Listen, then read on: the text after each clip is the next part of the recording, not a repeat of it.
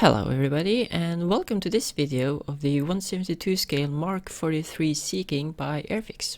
I hope you'll enjoy.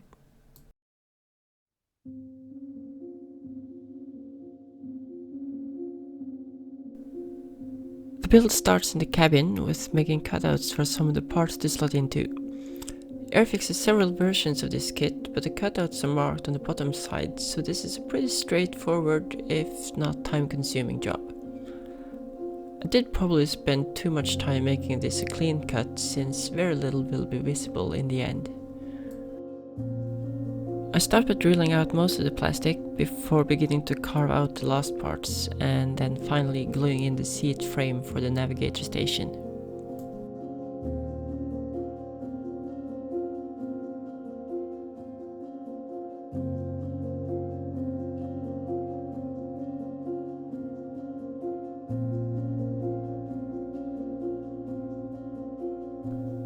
The kit has very little internal details, so I'm using a detail set from Edward as well as one from a company called Whirlybirds.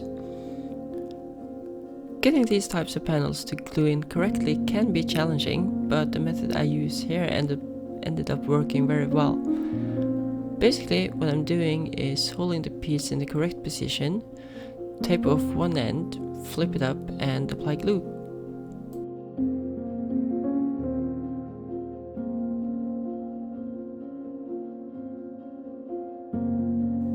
Here I'm using black super glue, but I could just as easily have used normal PVA glue, which would probably have been more forgiving and also allow for more adjustments.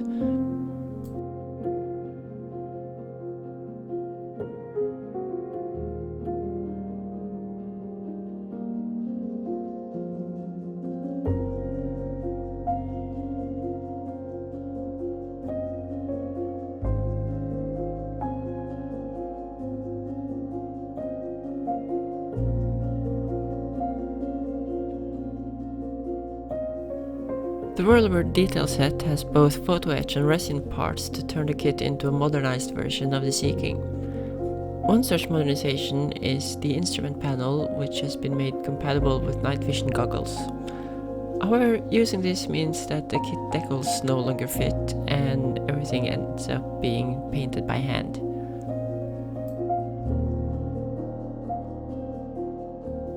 The Mark 43B I'm building is operated by the 330th Squadron of the Royal Norwegian Air Force and entered service in 1973. In the early 90s, a program of updating the existing helicopters, as well as buying new ones, resulted in the version you'll see later on. This included the NVG instruments, new radars and navigation equipment, infrared cameras, life raft containers on the fuselage, etc.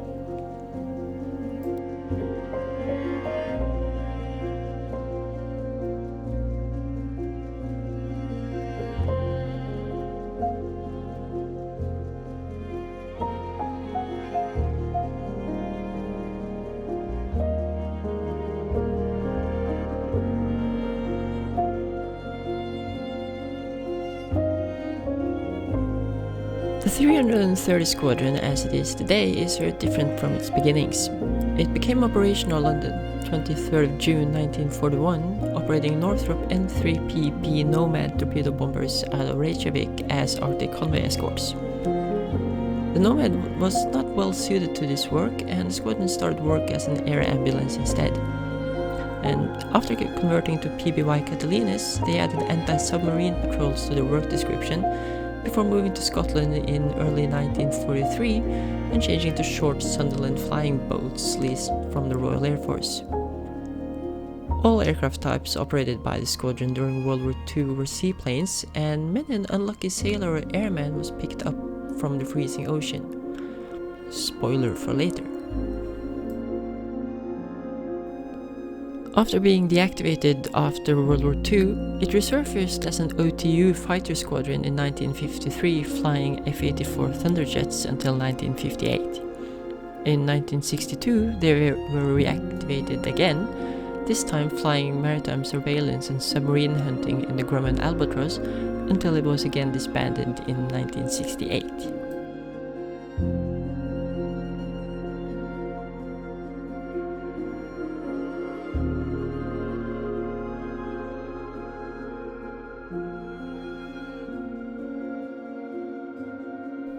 At this point of the build, I don't quite know how much of the interior will be visible in the end, so it's back to the aftermarket photo etch to get the seat belts in. Of course, it turns out that most of it will never be seen, and they'd be more visible if I'd added lights to the interior, but that would show how little else there is of interior details, so in the end it's probably for the best. As the saying goes, I know it's there, and that is at least something.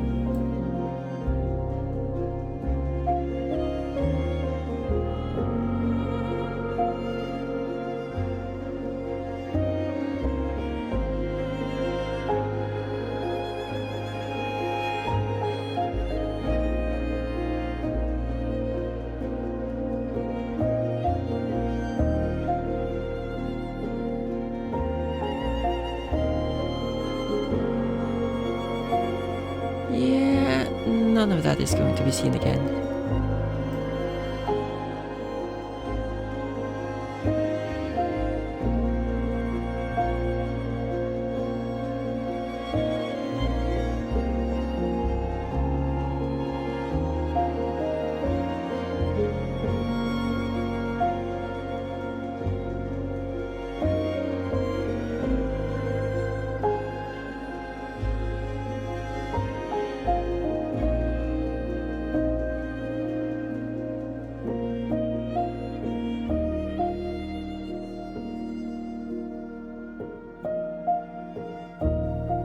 I'm not sure if it's the kit or if it was my own fault, but getting the fuselage together was a bit of a challenge.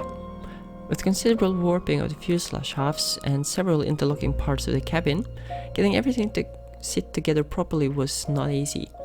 I also didn't get too much footage because of this. In the end, I used strips of plastic and sprue glue to close the gaps in the fuselage, and I didn't bother with scrubbing the panel line here, but used a thin razor saw in other areas to restore those that were lost during assembly and sanding.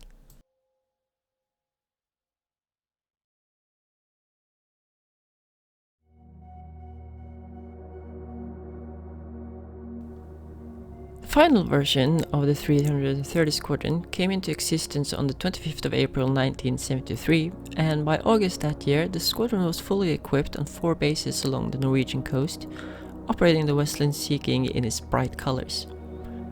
The Norwegian Air Force operate 12 of these machines with a crew of 6: commander, pilot, flight engineer or mechanic, navigator, doctor, who's also an anesthesiologist, and a rescuer who's a mix of mountain goat, SEAL and emergency room nurse.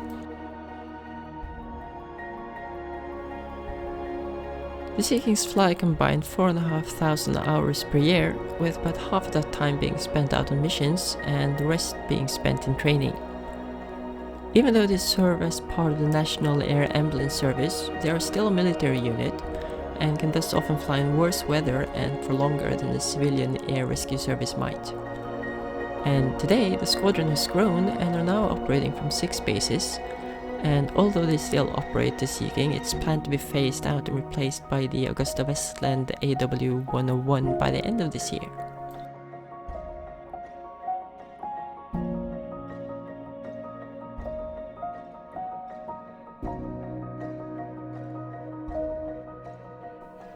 I actually built this for my dad's 65th birthday. He worked his entire career as a flight mechanic on these things, and the particular airframe I'm building was his favorite, as apparently it's the one that vibrates the least. Maybe because it's also one of the newest ones. This did give me great access to pictures to use to get everything looking as good as possible. Getting the big resin parts that you can see here in place was a terrible job, however, involving a lot of level 5 swear words, so I don't have any video of that, unfortunately.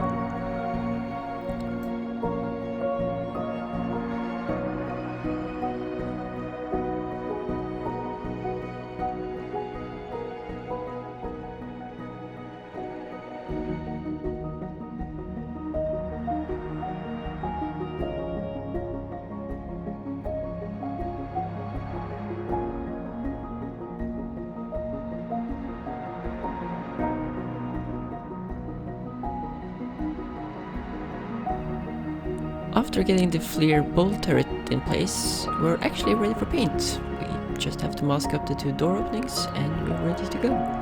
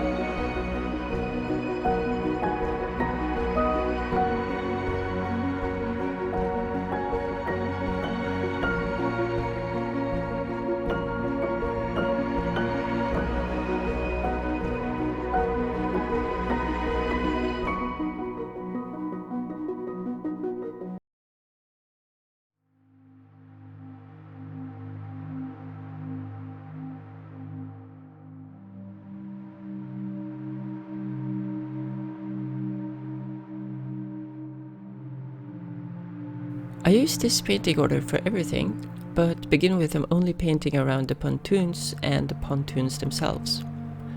If you glue the pontoons into position before painting, I imagine you're going to have a hard time getting a good paint job in this area.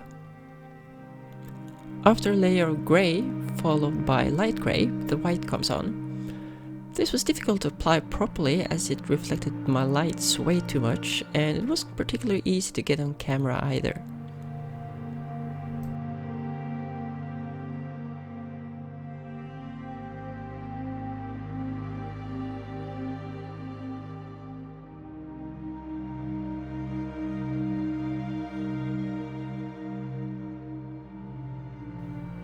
You can probably see here that painting this area after assembly would be a tight fit.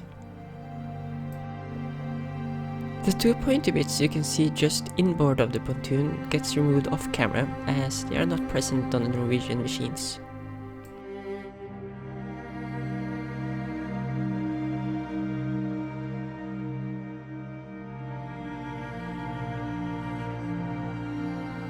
There's a trick to masking parallel lines as I'm doing here.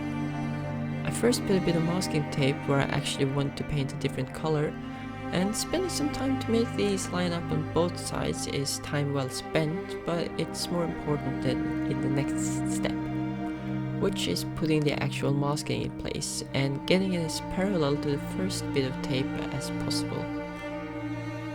After that is done, remove the first part and you have masked off a perfectly straight line. Since overspray will be incredibly visible against bright white paint, everything that is supposed to be white gets masked off.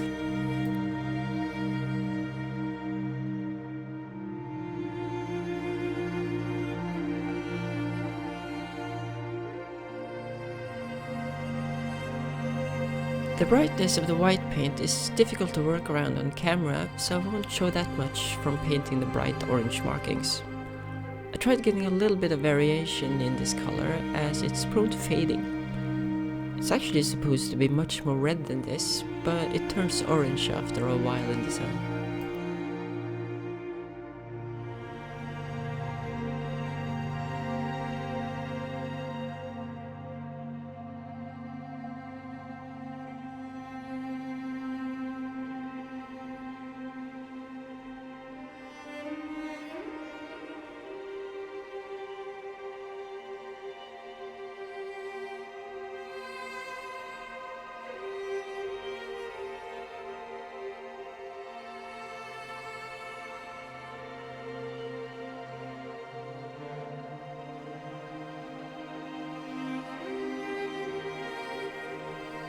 I'd say that stripe ended up looking pretty good.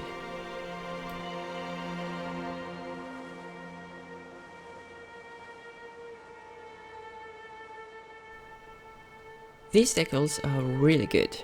I believe they're by Tech Mod and there's next to no carrier film.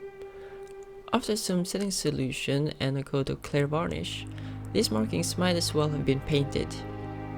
The Airfix kit decals were another matter. These were quite thick, but the worst thing is that it didn't account for the shape of the fuselage. The black panel in the corner just aft of the exhaust is supposed to be parallel top and bottom, which the decal is. The gearbox assembly bulges a bit, however, especially on the port side, and part of that decal ends up crooked.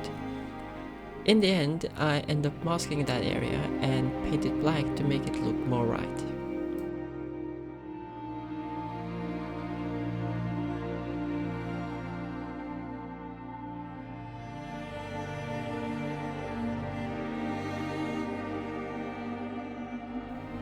I'm building this model as cleanly as possible, and the only weathering I do is this light grey panel line wash, just to make the details stand out a little bit more.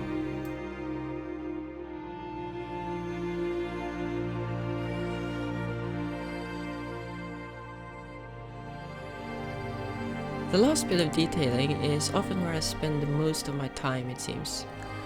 The side door from the Edward set looks great, but it needs the laminated wires to keep it hanging correctly in place. But these things, they were the worst to get right looking, but they do end up looking about 19 times better than the kit parts, which are chunky plastic.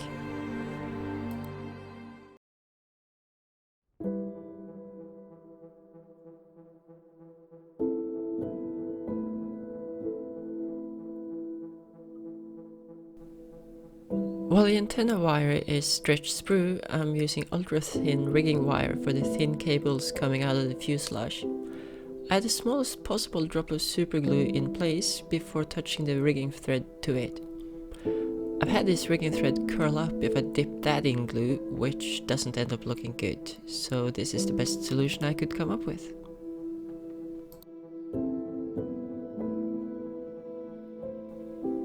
And with the final brush strokes painting the antenna wire black, that's it for this video. I hope you enjoyed it. If you did, please leave a like or a comment, because apparently that's a good thing. I hope you enjoyed the pictures. Bye bye!